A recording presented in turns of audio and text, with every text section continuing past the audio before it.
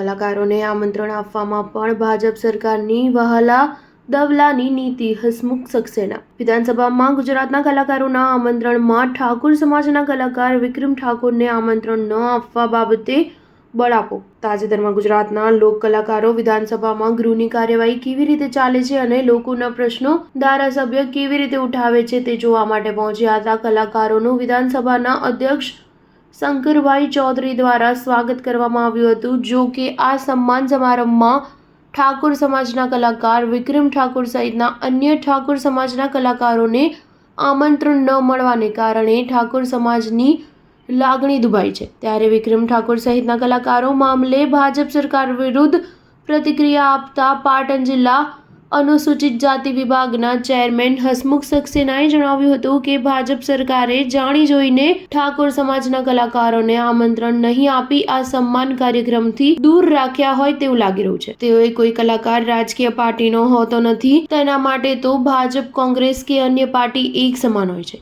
ત્યારે ભાજપ સરકારે કલાકારો સાથે પણ વહાલા દવલાની નીતિ અખ્તિયાર કરી હોવાના તેઓએ આક્ષેપો કરી. વિક્રમ ઠાકોર જેવા કલાકારોના અપમાન મામલે તેઓએ ભાજપ સરકારની ટીકા કરી હોવાનું જાણવા મળ્યું છે. Star news 7 Patan.